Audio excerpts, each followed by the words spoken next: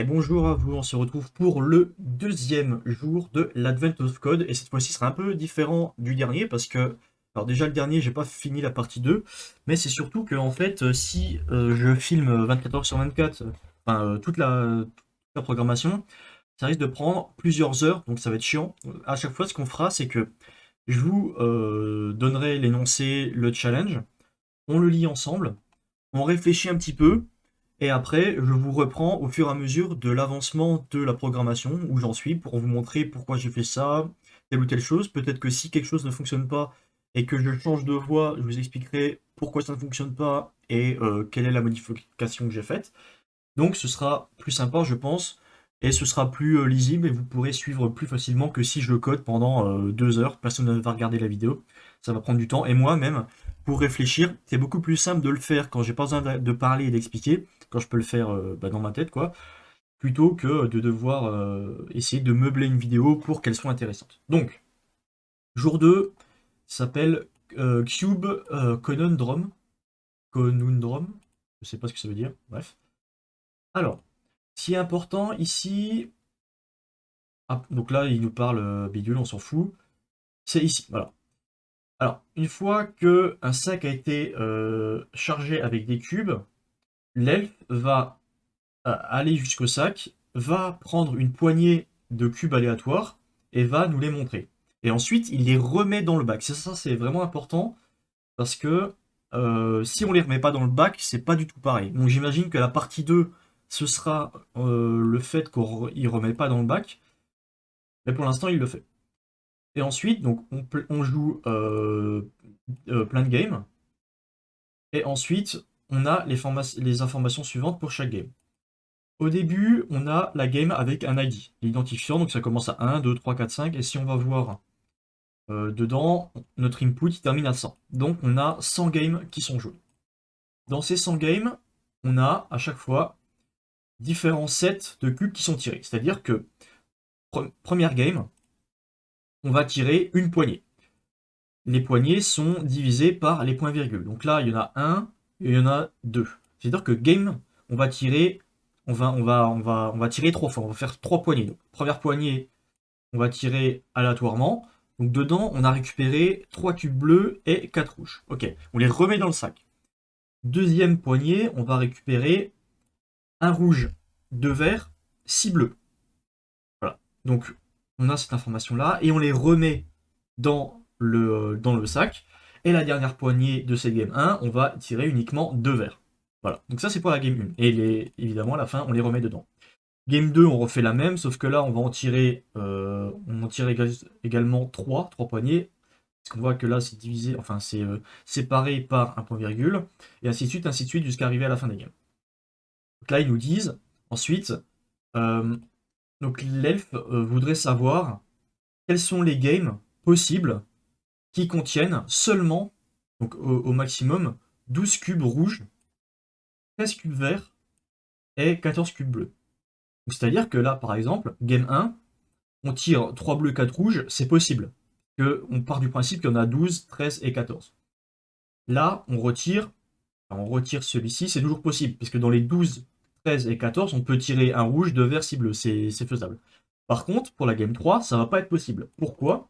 Parce que ici, le premier tirage, on dit qu'on prend 8 verts, 6 bleus, 20 rouges. Or, on sait que peut y en avoir grand maximum que 12. Donc déjà là, c'est pas possible. Donc la game 3, elle est pas possible. Et ce qu'il faudra faire, c'est qu'on va récupérer les identifiants de toutes les games. Donc là, dans l'exemple, ils nous disent que celles qui sont possibles, c'est la 1, la 2 et la 5. La 1 parce que bon, c'est cohérent. La 2 aussi. La 3, pas possible parce qu'on a vu que là, il en tirait 20. La 4, c'est pas possible parce qu'il tire 15 bleus, alors qu'on peut en avoir que 14. Et la game 5, c'est possible parce qu'on ne tire pas un nombre supérieur au cube qu'il y a dans le sac. Donc ça, on est bon. Et c'est ce qu'il nous disait à la fin avec les ID. Donc là, le 1 serait possible, le 2 c'est possible, et le 5 c'est possible. Donc on fait 5 plus 2 plus 1, qui fait 8, et le résultat, ce serait 8. Donc ça, c'est la réponse qu'on devra donner dans toutes les games en additionnant les ID des games qui sont possibles, donner le résultat final. Alors, au niveau de l'algorithme, qu'est-ce qu'on pourrait faire? Déjà, on sait que on doit récupérer l'ID. L'ID, il est indiqué là. On n'a pas besoin de le calculer, de faire un truc spécial pour récupérer l'ID. On a juste à compter le nombre de lignes. Comme la première ligne, c'est game 1, la deuxième, c'est game 2, ainsi de suite. On a juste à faire une boucle for, ou une loop, peu importe. On va boucler, et à chaque boucle, on va incrémenter de 1, et ça, ce sera notre ID. Du coup, si le résultat est positif, on va pouvoir ajouter l'ID à un vecteur, par exemple un vecteur de int.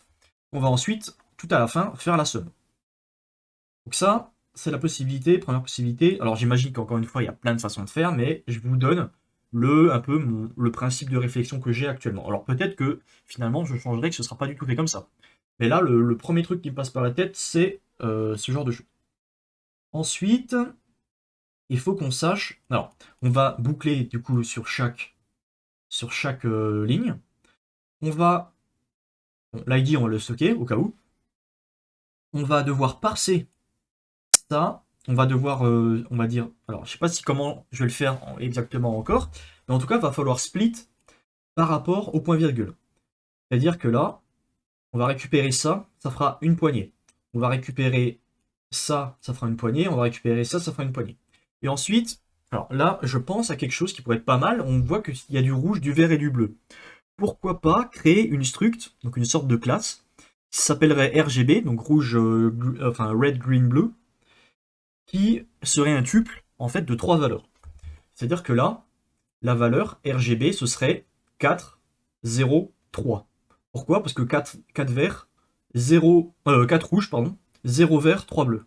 Donc là, ça, ce serait stocké dans un tuple, quand on va parser, qui nous ressortirait un tuple qui serait 4, 0, 3. Ainsi de suite pour ça. Donc là, ce serait 1, 2, 6. Et ça, ce serait 0, 2, 0.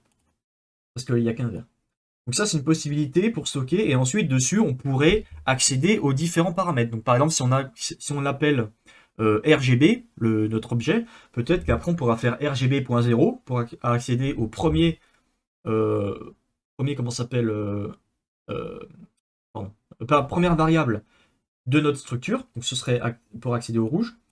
Si on accepte à la deuxième variable, donc par exemple point 1 ou point vert ou point green, ou on l'appellera comme on veut, on s'en fout, pour accéder au deuxième, et là pour accéder au dernier. Il y a déjà un test qu'on peut faire tout au début, c'est que avant même de commencer à parser et de faire quoi que ce soit, on peut check si.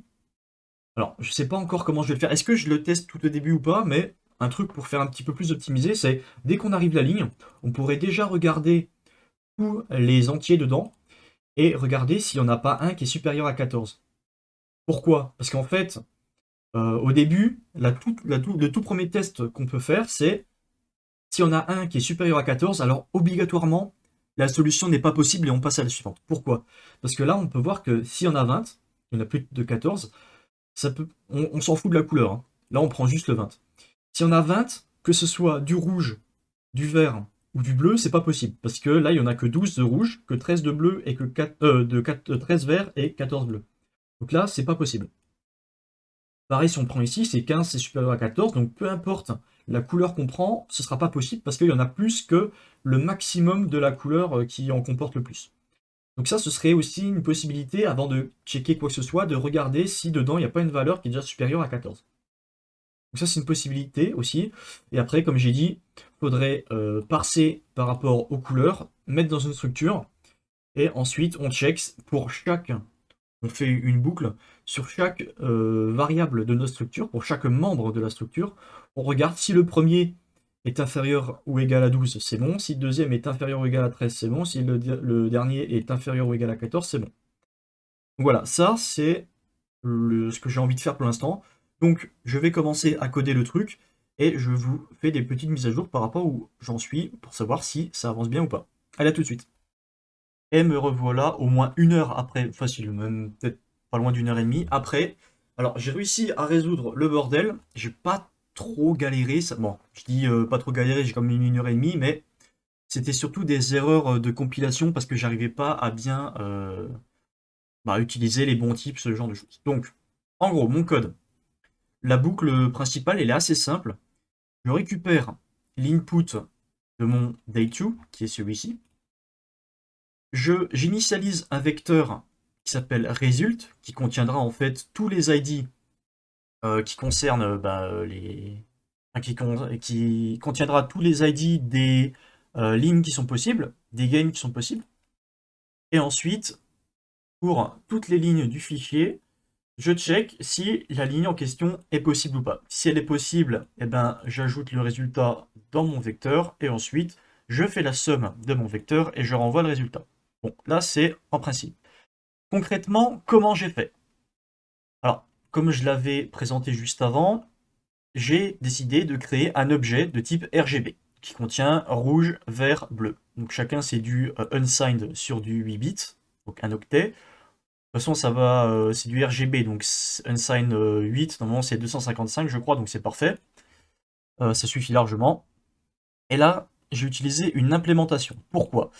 Parce que quand on crée l'objet, que j'ai appelé donc j'ai créé la fonction new, qui fait que en fait quand on appelle ça comme ça, on va créer un nouvel objet de type RGB.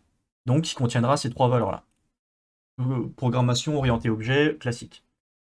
Ça prend en paramètre un vecteur de string. Pourquoi? Parce qu'en fait, le vecteur de string, ce sera ceci. En gros, ça prend un truc comme ça, puis un truc comme ça, puis un truc comme ça, puis un truc comme ça.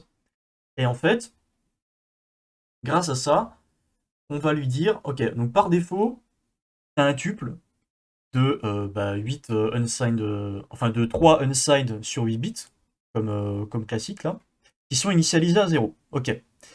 Et maintenant, pour chaque couleur dans le vecteur que tu reçois, on regarde. Si dedans il y a du rouge, eh ben en fait tu vas récupérer le nombre associé que tu mets dans le tuple 0, donc la première valeur qui est toujours rouge.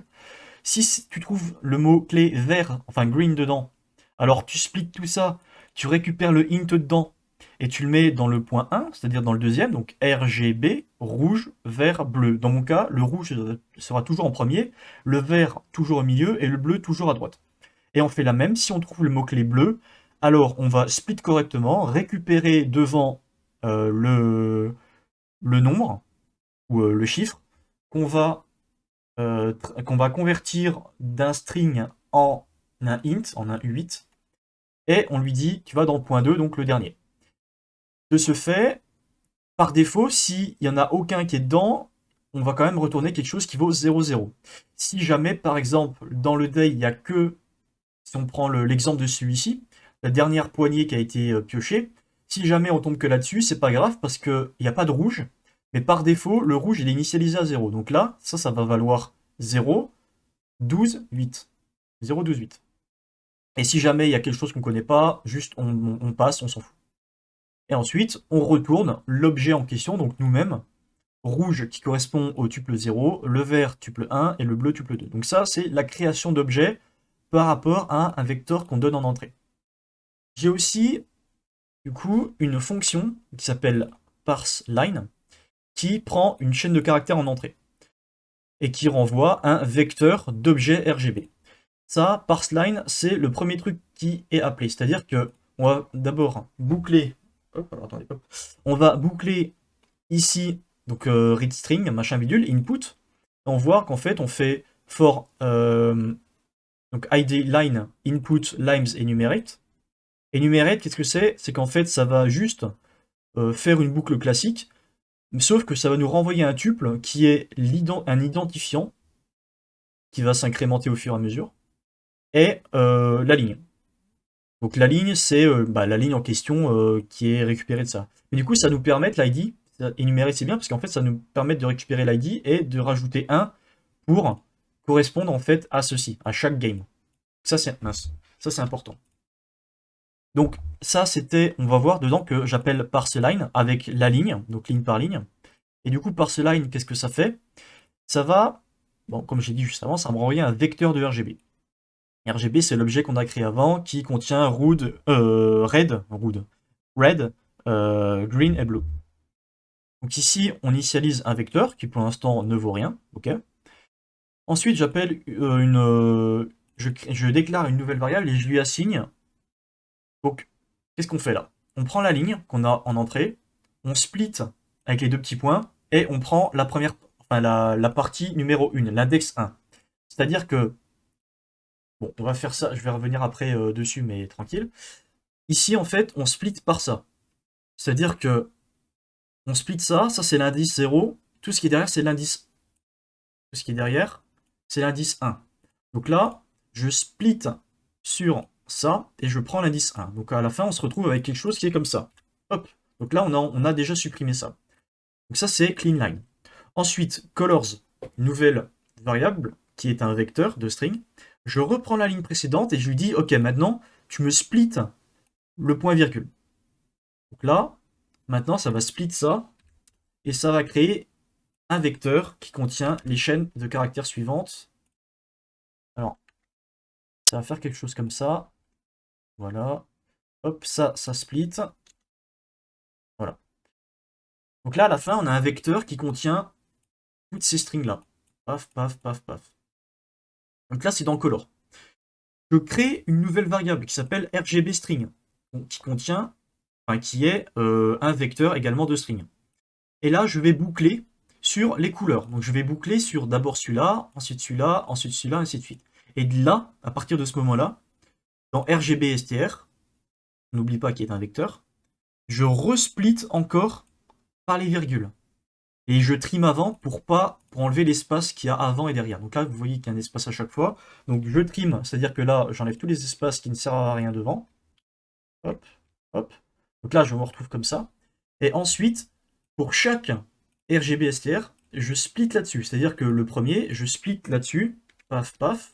Donc je me retrouve avec quelque chose comme ça. Là, je me retrouve de nouveau avec quelque chose comme ça. Donc ça c'est le vecteur qui s'appelle RGB-STR. Et ensuite, ce que je fais, c'est que ce vecteur, je le passe au constructeur de mon objet RGB.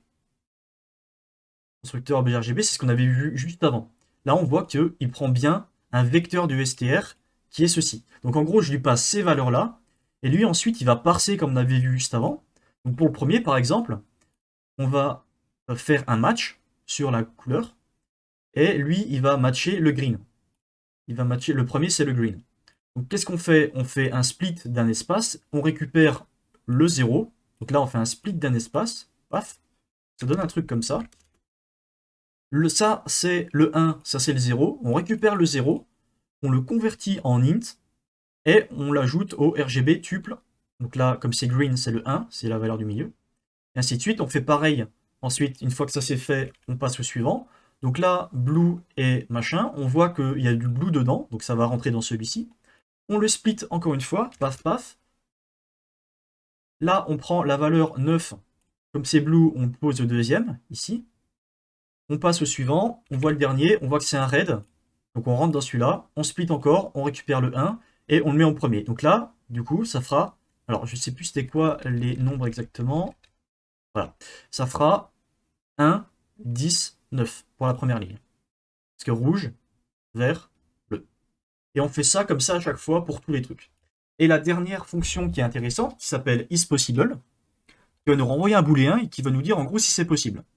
Donc si dans mon objet RGB, si la couleur... Alors, dans le... comment ça s'appelle? Non, RGB, c'est un vecteur de mes objets RGB. Et pour chaque struct, pour chaque objet RGB que j'ai appelé color, si le rouge est inférieur à 12 et que le vert est inférieur à 13, inférieur ou égal, hein, et que le bleu est inférieur ou égal à 14, c'est que c'est possible, sinon c'est pas possible, on casse et on retourne. Et ensuite là, dans la boucle, on teste pour chacune des lignes.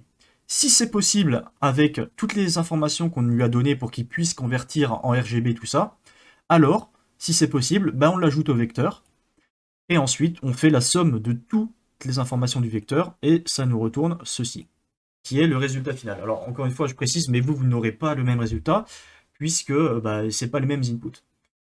Donc me revoilà pour la deuxième partie. Alors, au début, je pensais que ça allait me prendre vraiment beaucoup de temps, mais finalement, ça s'est assez bien passé.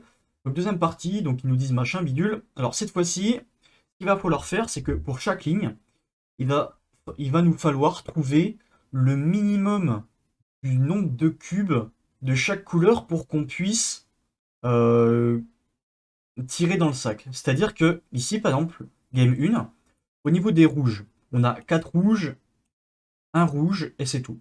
Donc en fait, le minimum pour pouvoir tirer là-dedans des rouges, c'est 4. Parce que on en a 4 ici, en gros c'est le max. Si on en avait 3 en max, on n'aurait pas pu le tirer parce qu'ici il nous demande 4. Donc en gros c'est quel est le minimum pour chaque couleur pour qu'on puisse jouer et que la game soit possible. Donc en fait à chaque fois c'est prendre le max de toutes les couleurs. Donc le max du rouge, le max du vert et le max du bleu. Donc en vrai, ça aurait pu me prendre beaucoup de temps, sauf que comme avant, comme je vous ai montré dans le code, j'ai bien tout structuré avec tout ce qui est la struct RGB, tout ça. Donc en fait, j'ai le parsing aussi qui était bien fait. Du coup, en fait, j'ai juste eu besoin d'ajouter une seule petite fonction, enfin deux petites, et je vous montrerai ça après. Donc là, il nous donne des exemples. Par exemple, dans la game 1, la game aurait pu être jouée avec au minimum 4 rouges, donc c'est parce qu'il y en a le maximum des 4, 2 verts. On regarde le max des verts, c'est 2. Et 6 bleus, parce que là, il y en a 3. Et du coup, ici, il y en a 6. Donc voilà. Bon, et après, il donne des exemples. Game 2, Game 3, Game 4, Game 5. Donc là, on n'a plus le souci des minimums 12 cubes rouges, 13 verts et 14 bleus. Ça, c'est enlevé. Maintenant, c'est on regarde la ligne et on prend le max de chaque couleur. Et une fois qu'on a le max de chaque couleur par ligne, on va multiplier les nombres entre eux. Donc, par exemple, la première ligne, le max est 4. Là, le max c'est 2 et 6. Donc, on fait du 4 fois 2 fois 6. 4 fois 2, 8 fois 6, 48. Et du coup, après, on fait la même pour le deuxième. Donc, par exemple, le deuxième, on avait vu qu'au max, donc en bleu c'est 4. En rouge, c'est 1. Et en vert, c'est 3. Donc, 3 fois 4, 12 fois 1, 12. Donc là, c'est 12. Et une fois qu'on a fait ça pour chaque, à la fin, on fait la somme totale de tous les trucs et on nous renvoie la solution. Voilà, vous avez vu ma solution, j'ai déjà rentré, c'était correct. Mais on va repartir directement sur IntelliJ pour que je vous montre. Donc là, vous voyez ici, j'ai rajouté deux petites fonctions qui s'appellent maxRGB et getPower. On va commencer par getPower parce que c'est la plus simple. Qu'est-ce que ça fait? Ben, en fait, ça prend juste un objet RGB et ça multiplie tous les champs par eux-mêmes. Alors je les caste en U32 parce que de base c'est du U16, U8 pardon. De base c'est du U8 mais je les casse en U32 pour que le résultat soit possible parce que sinon si on fait du 10 x 10 x 10 en U8, le résultat ne va pas pouvoir s'afficher, ça va faire un dépassement de tampon. Alors, je sais pas si on appelle ça dépassement de tampon, mais en tout cas, juste, il n'y a pas assez de bits pour pouvoir afficher le nombre complet, donc ça ne pourra pas se faire.